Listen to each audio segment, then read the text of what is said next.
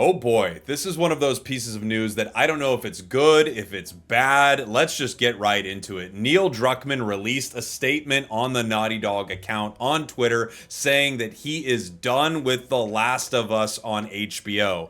Quote, I have made the difficult decision to step away from my creative involvement in The Last of Us on HBO. With work completed on Season 2 and before any meaningful work starts on Season 3, very telling that he worded it that way, now is the right time for me to transition my complete focus to Naughty Dog and its future projects, including writing and directing our exciting new game, Intergalactic, the Heretic Prophet, along with my responsibilities as studio head and head of creative. No question, by the way, I'll interject really quick that this is a lot to juggle, but I think there's much more going on. Co-creating the show has been a career highlight. It's been an honor to work alongside Craig Mazin to executive produce, direct, and write on the last 2 seasons. I'm deeply thankful for the thoughtful approach and dedication the talented cast and crew took to adapting The Last of Us Part 1 and the continued adaptation of The Last of Us Part 2. And there's more, by the way, that I want to get to, but let's just start with this right here. There is absolutely no reality that if things were going well, if the show was being received well, if the working relationship was good, that Neil Druckmann would be leaving this project. There is no world at all that that would be happening, even with all of these responsibilities. If this was crushing it, this would not be happening. But let's face it, The Last of Us Season 2 was not great. And even if you liked The Last of Us Part 2, I don't think you love Season 2. I really don't. I can tell you from someone who loved Part 1 and thought Part 2 was okay. I don't hate it, but I have a lot of issues with it. I think Season 2 did not do that game justice at all. We'll get more into that in a second because there's more. Next, Haley Gross comes out with this statement, and Haley Gross was involved in writing The Last of Us Part 2. With great care and consideration, I decided to take a step back, that's interesting wording as well, from my day-to-day work on HBO's The Last of Us to make space for what comes next. I'm so appreciative of how special this experience has been. Working alongside Neil, Craig, HBO, and this remarkable cast and crew has been life-changing. The stories we told, I mean, it's so life-changing, you gotta leave. The stories we told about love, loss, and what it means to be human in a terrifying world are exactly why I love this franchise. I have some truly rad projects ahead that I can't wait to share, but for now, I want to express my gratitude to everyone who brought Ellie and Joel's world to life with such care. Weird she didn't say Abby in there, because we don't know exactly what's going to happen with Abby. I mean, we see Abby a little bit in Season 2, but who knows what's going to happen in Season 3. And let's be clear here before we move on. The show was critically not a success in Season 2. The audience was dropping like a rock. I mean, they were falling off for multiple reasons, which I will get into in this video. But wait, there's more news. Craig Mazin addresses the Season 3 departure of the game's creators. Quote, I'll continue to work with our brilliant cast and crew to deliver the show our audience has come to expect. I don't know what that is right now, by the way. We're so grateful to Neil and Haley Gross for entrusting this incredible story of The Last of Us Part 2 to us. And we're just as grateful to the millions of people around the world who tune in. A number that is dwindling very, very quickly. Once Pedro Pascal was gone from that show had considerable issues. And I cannot believe I'm going to say this, but I am now in a reality where I am defending Neil Druckmann, which seems crazy. And the reason I say that seems crazy is not because I hate Neil Druckmann. I'm not like, what a monster. But I do think Neil Druckmann made some very poor decisions in The Last of Us Part 2. I've talked about this on previous videos. This isn't a video about me hating Neil Druckmann or The Last of Us Part 2. I personally think it's one of the most overrated video games of all time. And I think the story was the classic, I'm subverting expectations because I don't know how to tell a better story than I have previously done with The Last of Us Part 1. All that being said, all my criticism of The Last of Us Part 2 sitting there, I don't think, at least from my viewpoint, Neil was the problem or Haley was the problem with this show. I think The Last of Us Part 2, the video game, was much better than Season 2 of this show. I think Season 2 of this show was a mess. We did start to realize how much power Pedro Pascal has as an actor. I think the actors in the show are good. This is also not a video of me hating on Bella or any of the casting or anything like that. I do not think Bella is the problem with this show either. I think they absolutely destroyed the character of Ellie. I don't think that they give Ellie the motivation she needs, or even she has the motivation. Obviously, we all know what happens with Joel playing a little Abby golf, but I don't think that Ellie behaves the way she did in the game, and I think that is a massive disservice to the character. And I don't think this is Bella's choice.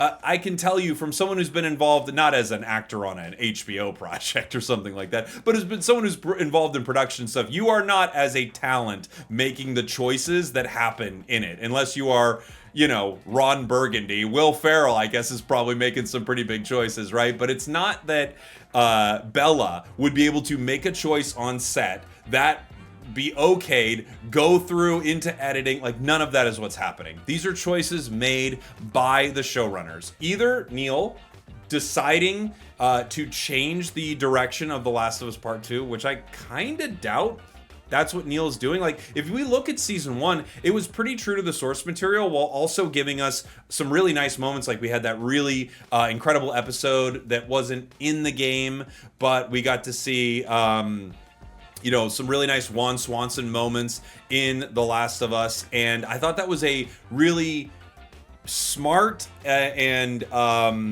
really a smart, thoughtful way to expand the world without changing what was happening in The Last of Us. And I thought it was a pretty incredible episode. And I think it's looked at as one of the best episodes of the entire season, maybe one of the best episodes of the entire show. So I don't think it's really Neil that's maybe changing much. Perhaps that episode was a lot of Craig. And because Craig, the other showrunner on the show, got to make that, we're now seeing changes in season 2. Here's what is for sure. They are changing some of the dynamics of Abby to make Abby more relatable and understandable from the get-go. In the game, it's just like, who's this girl?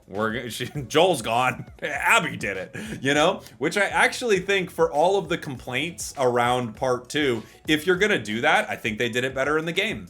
And if you're gonna have Ellie on a, you know, countrywide revenge mission, why is Dina as a character, and I've complained about this before, so I'm sorry to get back into the Dina thing, why is Dina the one pushing the story forward? Like, don't you remember, Ellie? How you gotta do this for Joel? Like, why does Ellie feel like she almost doesn't want to be on the revenge mission, but Dina's pushing her along? It's just so many of the choices in season 2 are baffling to me. And they're choices where, if you maybe looked at it on paper, you'd go, well, the lines are pretty similar, the situations are pretty similar, but the tone is very different. And the way Ellie is being treated is very different. I also think it's pretty telling. I don't know what you can take from this, but the episode with Ellie and Joel at the History Museum, which is probably the best part of The Last of Us Part 2, the game, in my opinion, and it was the best part of the season for sure, was directed by Neil Druckmann. So I don't know exactly who is making the decisions to make season 2 different from the game, and I understand the thought behind it, but it would seem to me like that's Craig. And now the question is, are we quickly moving towards a Game of Thrones Season 8 situation where someone who did not create this project, did not create the source material, has decided to change it to fit their own thought process? Now, if they were going to do this, I think they would have needed to do this from the jump. They would have needed to say, hey, we're going to approach season 2 of this show, which is part 2 of the game, which I guess they're splitting maybe into 4 seasons at this point.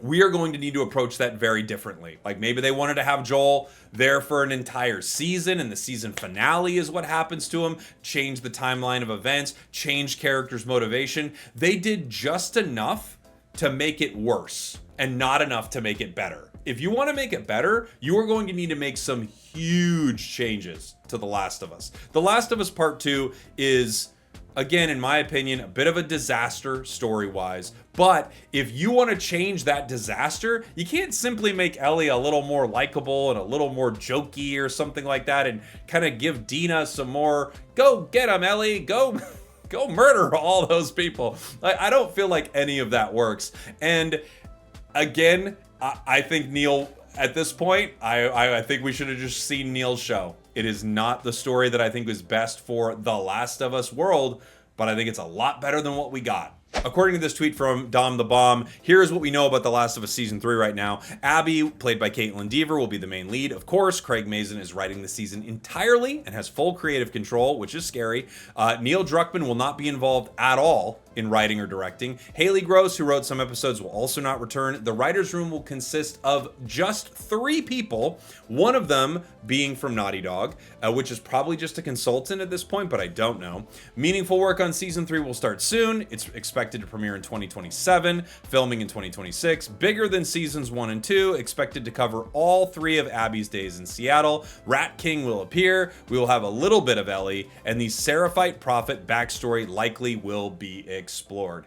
And I have to say, I think this is bad. I think it doesn't look good. It doesn't look good. I mean, we just should have seen Neil's vision. It's either we see a complete deviation or we see what Neil wanted to do with the show and what he did with the game, right? Neil and Haley, what they did with the game. For all the complaints I have for The Last of Us Part 2, this seems to be quickly spiraling into what is happening territory, where we are handing the reins of this show over to someone who creates a scene like this. Holy shit. I'm gonna be a dad.